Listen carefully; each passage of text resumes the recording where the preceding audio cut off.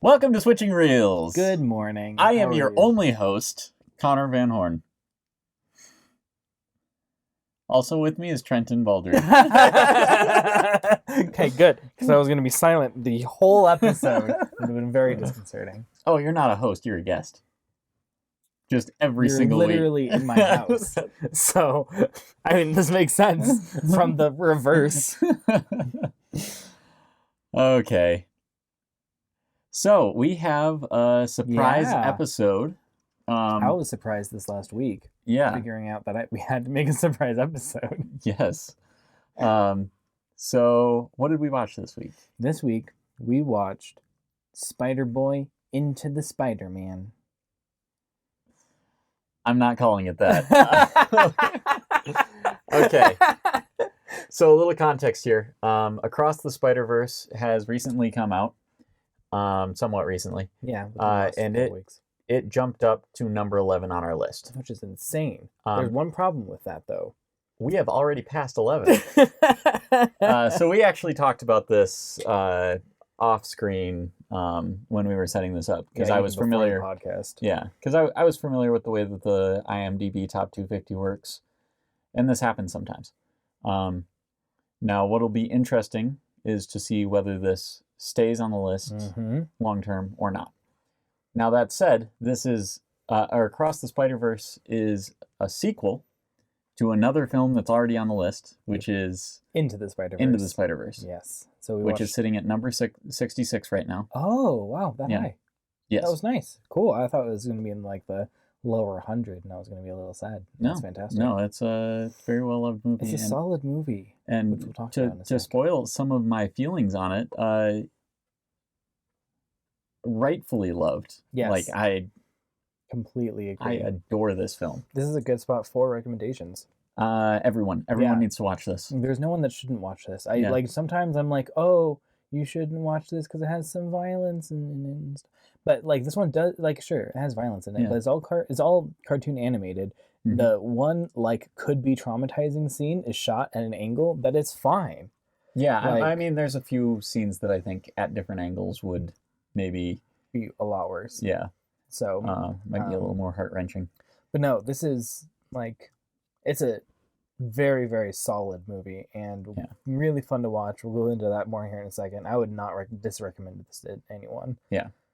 If for some reason you're scared of spiders, or actually, I have seen that complaint. Yes. Like, I can't watch this because I don't like spiders. No, and that's a good point. Like, if you, I think it's it's arachnophobia. Yeah. Which makes sense because it's But there's so few spiders in this, though. I feel like you should push through the couple of scenes. There's 2 or 3. There is one that like any scene with a spider is on a person.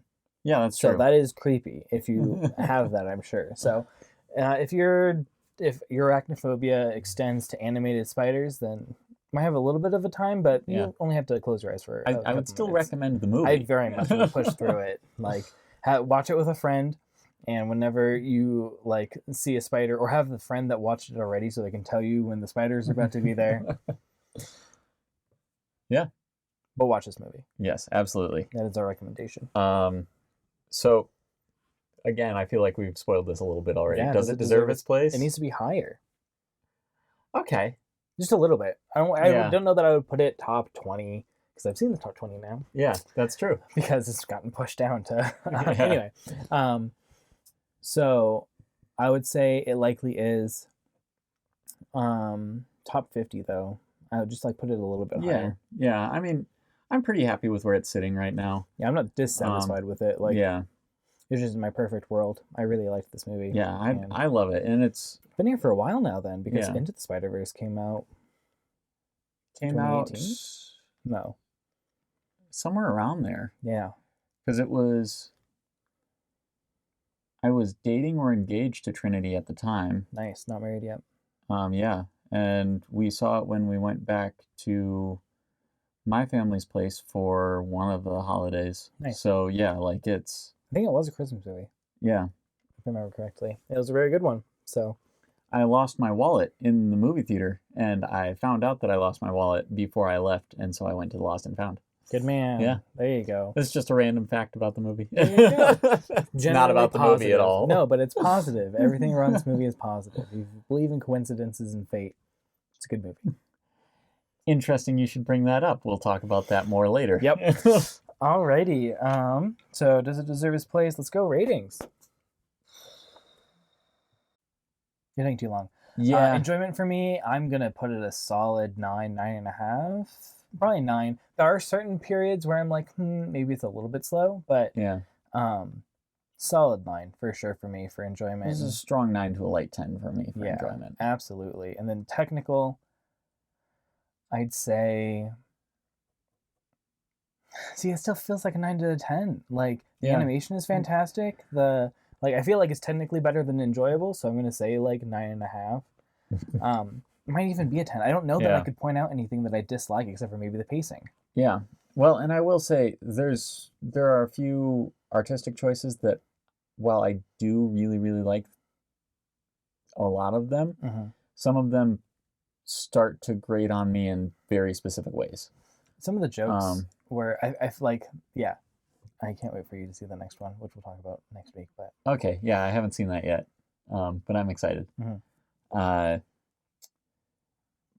no, there was actually one thing. Oh, let's put this behind the spoiler wall. Yeah, perfect. So very, very high rankings, not below a 9 for either one, probably. Yeah. Is your technical? My technical's an 8. Is what I'm vibing from you. Oh, okay. No, it's higher than that. Nice. It's at least a 9. Nice. Yeah. Fantastic. So yeah, I mean, solid 9s around the board.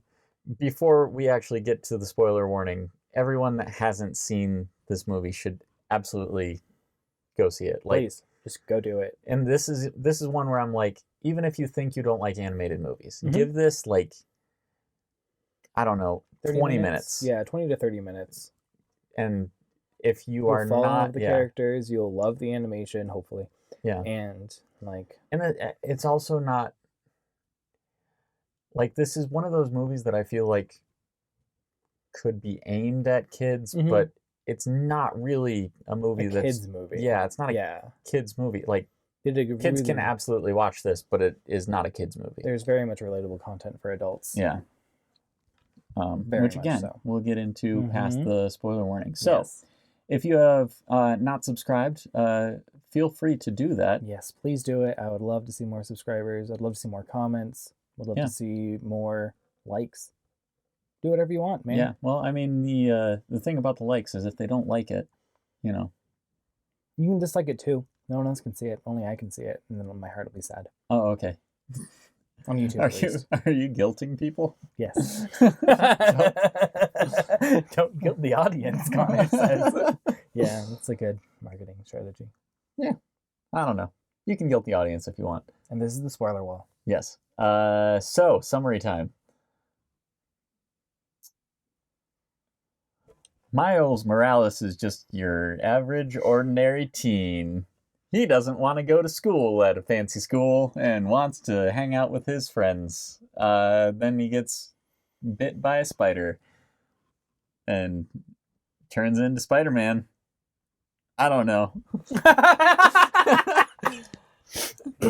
I'm feeling very weird right now, and I'm kind of enjoying it. Hey, good. I love it. Weird is fantastic. We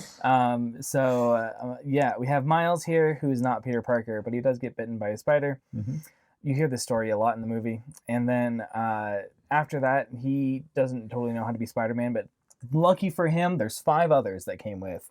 4 others? Nope, 5 others that came with. And they're not going to teach him anything. But that's okay. One of them is going to give him very hard lessons. And then his uncle dies. And then he sends them back to their dimensions. But his uncle is a bad guy. But he's a nice guy. Yeah. He's a nice murderer.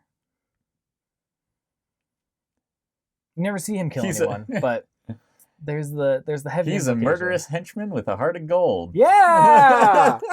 Could mine that man for very much money. Kingpin is the main villain, which I've always actually really enjoyed when Kingpin is the main villain. It varies for me, at least in the comics. This one for sure. Oh, yeah. Kingpin is just gorgeous. So actually, there is one thing I want to bring up while we are talking about Kingpin, and it's my one sort of gripe with this movie. I really think that they could have introduced his motivation in a better way. Like, they just have him standing on the rooftop, clicking the pen, and then he flashes back all of a sudden to... Yeah, this is a random place to put it. Yeah. Like, if you're going to put it somewhere, do it, like, before the Collider, or, like...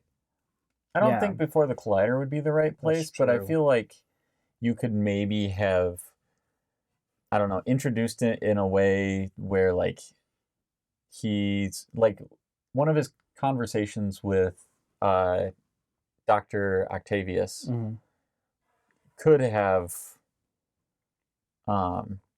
been a good place to actually include that, right? And then like, put the flashback somewhere else. Yeah.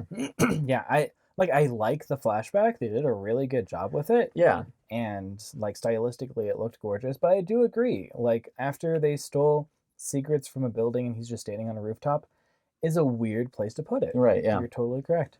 So, yeah, that's a good point. And it didn't bother me the first time I saw the film. No, like, you're just gripped. Yeah. And, like, the first time you see this film is an experience, and it's a very pleasant one. Yeah. The other thing that bothers me a little bit, but I also wouldn't have them change it, so it's weird for me, is some of the art style. Yeah. It's the tricolor sort of outline part. Yeah. And it starts to get on my nerves because it looks like things are blurry a lot. Yes. It really looks like, but that's really only around the Collider. Like, outside of the Collider. I was noticing it in, like, some of the scenes where you have, like, I don't know how to explain it. It wasn't just the Collider. Okay. It's, like, really pronounced in the Collider where everything starts having some sort of shadow that's colored. But it's supposed to look like a comic book. Yeah. And I feel like it does. It's just not the type of comic book art that I am the biggest fan of. Absolutely. Or at least coloring style that I am a fan of. Yeah. That said, I think this is... If we're going to say that the Dark Knight trilogy is not a series of comic book movies, or not comic book movies, but not a series of superhero movies, this is probably my favorite superhero movie. Yes. It's so good. Like, oh. And this movie brings tears to my eyes a few times. Not just on the first watch either. Like, yeah, I got close. If a movie can do that to me several times and I know it's coming. Yes. Like, it is well made. Yeah, it's very well made. Is there anything outside of the uncle's death? Oh yeah, the uncle's death is not even the strongest one for me. Like, I would say probably the biggest one is his conversation with his dad at the end. Yeah. Because, like, on one hand, that's super touching, and on the other hand, it's really funny. Which, when it's those two things that are put together, it just strikes a chord in my heart. Really nice chord. No, you're absolutely correct. And, I mean, that's why I brought up to you, like, Paddington is such a good movie for me, because I'm just like, everything is funny and also so heartfelt. I can't wait to do the Paddington episode. It's not on the list. No, but we're doing it. But we'll do it. Okay. Yeah. No, we're totally doing it. Okay. Yes. So. Yeah. Oh, another thing that doesn't really fit in here, but I am not the biggest Spider-Man fan. Oh, really? Yeah. It's always kind of bothered me. And I don't know if it's because I think that Miles Morales is a much better Spider-Man than Peter Parker. Such a good character. Or if it's because that I think Miles Morales... I'm not sure if I'm a bigger fan of the Miles Morales stuff because I'm less of a fan of Spider-Man, or if I am less of a fan of Spider-Man because Peter Parker is so much weaker of a protagonist than Miles Morales. I would agree with that, actually, though. Like, I can't tell you what anything about Spider-Man before he's Spider-Man. I know some things, but it has more to do with my knowledge of comic book history. Yeah. than it does with my actual enjoyment of No, the totally. Spider-Man comics. Yeah. Like, for some random reason, I know that Spider-Man graduating high school was the most requested comic of all time. Or maybe not comic of all time, but Spider-Man comic of all time. That's so funny. And it happened in like the first Spider-Man run as well.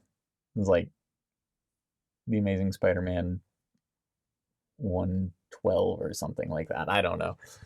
I don't know what the number was, but that's crazy. It was relatively close to the beginning of Spider-Man. That's weird. And people wanted him out of high school, which is why I find it very funny that we keep going back to high school Spider-Man. High school, exactly. Like again, I don't have a problem. Fantastic. Yeah, I don't have a problem with it with Miles Morales, but yeah, I think some of it is Miles as a character feels like he's reacting to things, whereas Peter Parker is just making quips the entire fight. The entire time. And I don't know. I think it rings hollow to me. Yeah.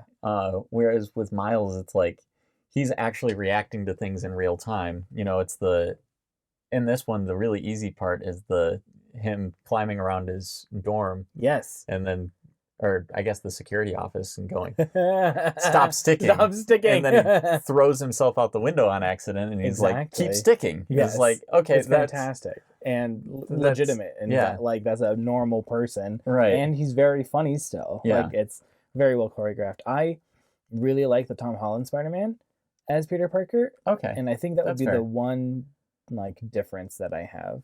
I do agree that while he's in high school, it is just rougher. Miles Morales is a better high school Spider-Man. Yeah, I would agree. And maybe I would have liked him a lot more if it had been Miles Morales through, say, my high school years rather than Peter Parker. Because I honestly couldn't care less. That's fantastic. But yeah, so that's the thing. Standout scenes and performances is going to be interesting on this one. Yeah.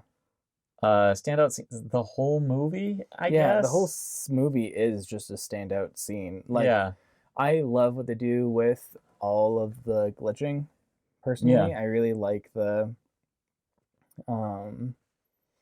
animation, specifically with how they do the glitches of all the different Spider-Men and women and pigs and buildings and stuff. There's no spider buildings. But tragically, there are no spider buildings. And so I thought, I don't know why that specifically sticks out, but I really like it. And also the soundtrack in this. Oh, yeah. So good. And it's really funny. So I have listened to considerably more hip hop since I first saw this than this time. And this time I watched it, I was like, oh, I know that artist. Like, even in the I don't know what they're called, the main end credits before it, rolls, but it's the really picturesque. Yeah. Ones, yes. I was like, that's Denzel Curry's voice. I've listened to hundreds of hours of Denzel Curry. Yeah. I did not pick that up the first time I watched it because I was not listening to him at the time. Yeah. That's just wild to me. That's so cool. I forgot where I was going with it. Oh, standout scenes and performances. We were talking about the animation. Yes. Well, animation first. Yes. So there is a really cool mixture of animation styles in this, which I've always appreciated. But what I realized this time through that made me love it a lot more than the first time I watched it was actually noticing how many of the effects are two-dimensional effects placed on top of the 3D characters and assets. Like, it's so cool to see how, like, and it's often like the little things, right? You got the spidey senses that just pop up around and they're squiggling. Yes. But, when I guess Uncle Aaron's villain never gets a name. But, yeah. Oh, yeah. No, I think they say the Prowler like once. Oh, is it? Yes. Okay. Uncle Aaron's the Prowler. Okay. When he runs in, it's like, ah, he's gonna kill me.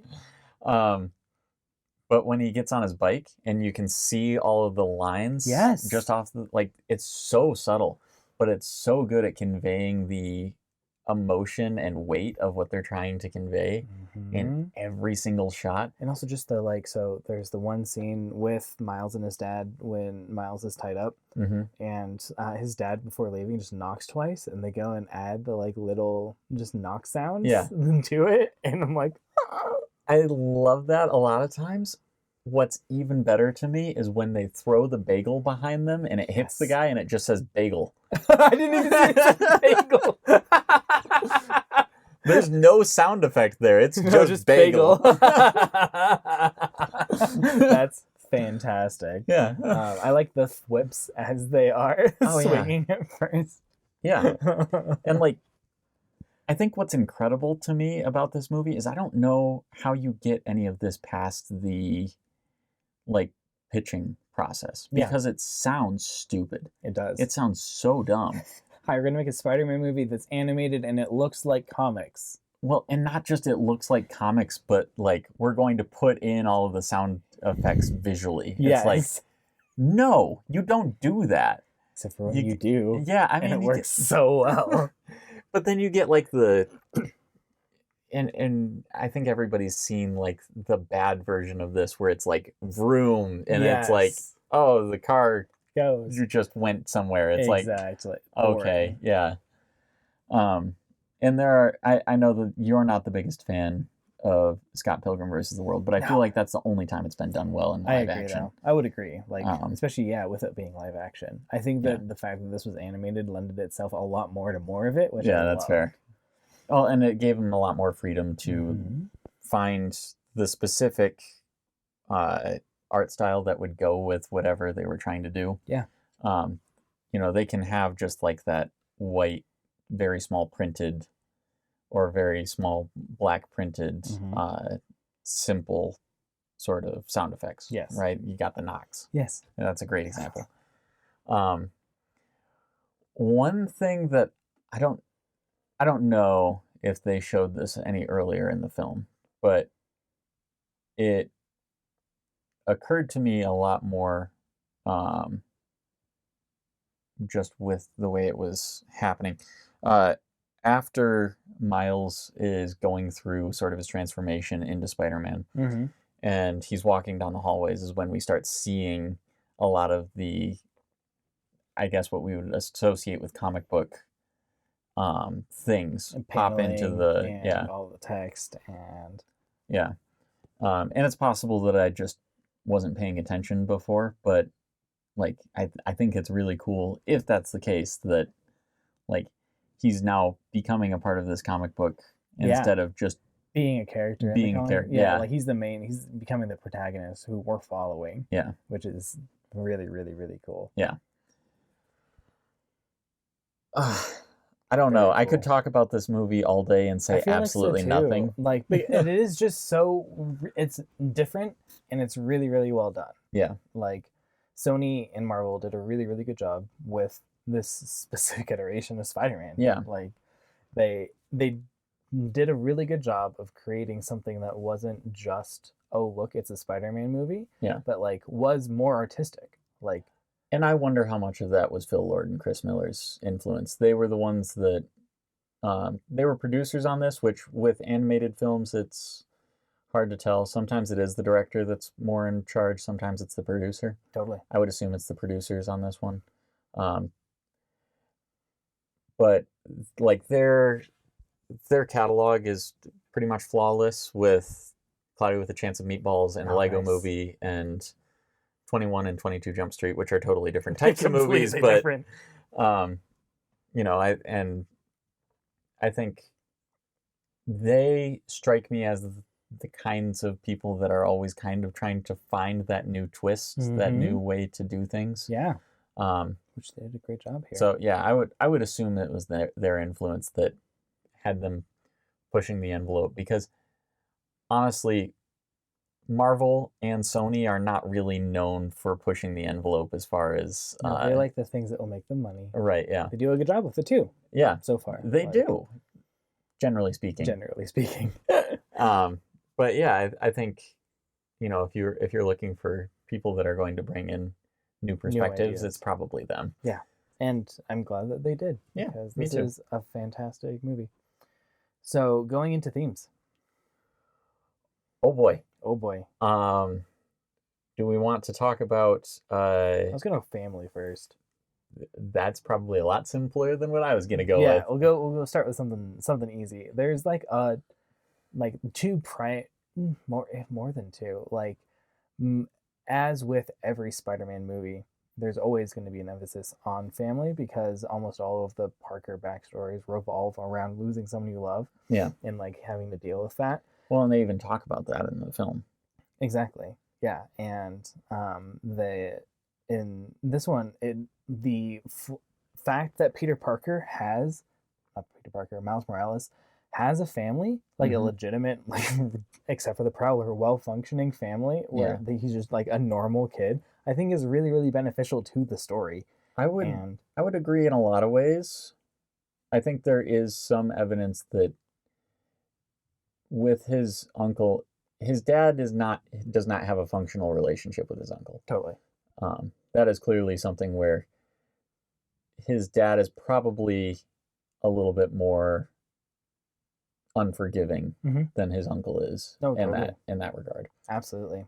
Because his uncle just seems kind of disappointed with the fact that Miles's dad is not, I guess, treating him the way that he would like. But the fact that Miles's dad is not treating him the way that he would like, it feels very much like Aaron has been cut off, and his dad is the one that's like he even says when he calls him, I wouldn't be calling you if it wasn't important. Yeah, exactly. And it's like, I still love the fact that that's there to begin with. Yeah. Like the more fleshed out family dynamic and backstory for Spider-Man is just fantastic. Well, and it's not just the simple either everything's good or it's not. Yeah. I just don't have a family, right? Exactly. That tends to be the two ways that superhero movies go, or superhero origins in general. I mean, I've read a lot of comics and I enjoy a lot of comics, but generally speaking, it's parents aren't in the picture at all. Yep. Or parents are in the picture so that someone can die or hold them hostage for something. Exactly. They're a plot device. Yeah. And that's not the case here, which is fantastic. No, it feels like there's real things going on between them. And you even see that with the way that his parents interact, where it's they have different opinions and they're willing to listen to one another when somebody brings something up, but it's not like, hey, they're always at each other's throat or they're always in agreement on everything. Absolutely. Right? Which I think is just such a good way to portray a family, and it's super refreshing, actually. Really refreshing. You don't have to it's not a burden on you. It's it does make you feel better about the fact that, oh no, Miles is going through all of this stuff. He will have a support base. Yeah. If all of this hits the fan. Yeah. I have to say, the one thing that is really heartbreaking for me in regards to this is the scene, it's already come up a couple of times, about his dad at the door because he can't answer. And I'm like, that's just, it's so frustrating because his silence is so saying things to his dad on the other side. Yeah. Despite the fact that if he could speak, there is a good chance that he would say something to his dad. Yeah. Which I'm really glad that they're able to go and offer that closure at the end of the movie. Oh yeah. It's really, really, really well done there. With the worst New York accent I've ever heard. It's fantastic. So good. No, Miles is a fantastic character. Yeah. Just generally. Yeah. And in addition, we also get a snippet into a regular Peter Parker, after going through like the prime of their life. Like, they're with and this Peter Parker is a character. Like, goodness gracious. Peter B. Parker, exactly, is just is a character. Yeah. And so, but like being able to see that, and like the reason that that relationship didn't go the direction he wanted is out of fear of children. Yeah. And I think that was just really cool. The realization. Partway Should I have kids? Should I have? I'm so proud of you. Should I have kids? I really love Peter B. Parker's quips through the entire thing. Yeah. Like, they're all just off, like just slightly off kilter, and they're really, really funny. Yeah. Really well, that I feel like that tangentially touched on what I was gonna bring up, please, initially, which is the concept of fate versus choices. Absolutely. This movie really plays with that line of like, what happens to you versus what do you make happen. Yes. There's so much of this that is indistinguishable. Like, him tripping on his shoelace kind of becomes a motif. It does. And he specifically says at one point that it's a choice. Right? Like, so if he tied his shoelaces, would things have changed? Like, they have turned out differently? Yeah. You know, what choices has Peter B. Parker made that the other Peter Parker wouldn't have made? Exactly. Yeah, there's a lot of these, and I feel like they tried to bring that up with the Great Expectations book. Great Expectations, I don't see any connection between the actual book and this story at all. I don't think I've read it. We can go on. It's nothing like this story. Perfect. Love that. I like the going from Great Expectations to the No Expectations graffiti, which was really, really cool. And the sorry, I had to hold myself back a little bit. Oh, is this something that comes up in the next movie? No. So moving on. Okay, so it's something that comes up in the next movie. I'm trying to think of any. Oh, also one of the like on Choice and on like Destination, all of these Spider-Mans, the other ones, like the ones that have been further down the line, feel like they know what it is to be Spider-Man, and like trying to like imprint what like their experience of like what it is to be Spider-Man onto Miles. Yeah, and it not working at all. Like, there's nothing that you can, like, there's... Well, and we even see a little bit of that before we run into them, where he's, like, where Peter B. Parker is trying to teach Miles how to swing, and first he's like, try these things, try these things, try these things. Don't listen to me. Miles goes, I can't do this when you're telling me what to do. And he's like, well, then stop listening to me. And the best moment advice I have. Yeah. Yes. And the moment he stops listening, he starts figuring it out. Don't know if that's the best lesson to take, that you should just ignore everyone that has been somewhere that you haven't. Exactly. That said, I think understanding where to put your own influence on things is super important. Very much so. You know, it's kind of the idea of, in a lot of art, is you learn the rules so you know when and how to break them. Yeah. If you don't know the rules, you're going to break them with no regard. Like, there isn't going to be no reason. Yeah, exactly. And it's not going to be impactful. Yeah. Well, it'll impact people in all the ways that you're not trying to. And, you know, it's the, like, using a jump cut, super effective when you want to use it the right way. But if you don't know what you're doing, jump cuts are just terrible. They'll disorient everybody, and it's not good. Same with crossing the 180 line. That one's a little bit less known, but when you have two actors and they're facing each other, they're having a conversation, and a lot of times we'll go over the shoulders of either one. Yeah. But it has to be the left shoulder of one and the right shoulder of the other. You don't cross the other side. That would be really... Because it's jarring. That would be really disconcerting. Yeah. No, I can see that. Now, you can do that if you have something like really, really emotional happen and it just shatters somebody's world. That's a great way to convey that. But if you just don't know and you do that, then you're going to jar people when you don't want to jar them. Completely. I love that this movie is getting us talking. Like, it's done so well that like it's a very relatable movie. Like, you can relate it to most things, and the fact that we're looking at it from such a technical perspective is really, really cool because this hasn't happened on any other movie. Yeah. Very cool. And I don't know, this feels like... I feel like this movie is in some ways in touch with what it is to make art, and I can't say what it is that makes me feel that. Mm-hmm. I mean, surface level, like Miles does graffiti art and like that kind of thing, but like I really feel like this is a movie kind of about art, and it doesn't. I think there's no easy connection there. Yeah. Going on that, I would completely agree. And I feel like it might be a little bit the like search for identity.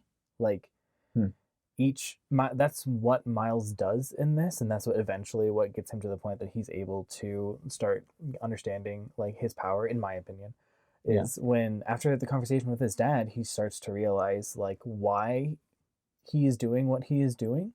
And that's what it opens with when he's at school is like, hey, I'm giving you this essay. Tell me about you. Like, what are your expectations for your life? Like, you have obviously really, really great potential because you're a genius. Yeah. What do you expect from yourself, and how does that relate to other people? I don't know. He got a 0 on that test. I know. Yeah, exactly. It's so well. Maybe I'm not cut out for this school. That is one thing that I think they did really well with his characterization is like he tells several lies in this movie, but he's so transparent that no one believes him. Who's Morales? Not that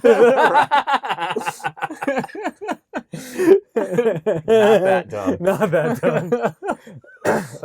And it's just so well done. Like the style, some pieces of the style of the movie change throughout the movie. Yeah. Like as characters are introduced, situations are introduced, and it just all fits.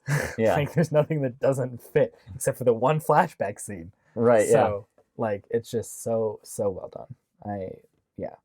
Again, if you haven't seen this movie yet and we haven't convinced you, please go watch it. Yeah, absolutely. And I feel like this is sort of where we're going to be with a lot of the movies that we're watching, where there's more things to talk about and more stuff to bring up, because honestly, it's not just so dense with any one thing or another. Yeah. There's just a lot of really, really cool things that have been done really, really well. I'm so excited. So, yeah. That's going to be so cool. All right. Well, if we're done with this... Have you seen next week's movie? I have not. I can finally ask that question and get that answer. Yes. It's... I have not been able to make it to the theater. So, if I'm honest, we talked before this. I knew that you had seen the new one. I was going to go and see it. I intentionally did not make time to go see it. So I appreciate it, Connor. If I get one through this entire series over the next 10 years, I'm happy. All right. So what you're saying is you can absolutely go watch the other 50 that you haven't watched yet. Yeah, go watch them intentionally like 3 weeks before. Yeah, that's what I'm saying. All right. Nail on the head. I have seen it, so I'm so stoked to talk about it, especially as it now relates to this one. Cool. Well, yeah, I'm excited. Me too. How do we end this?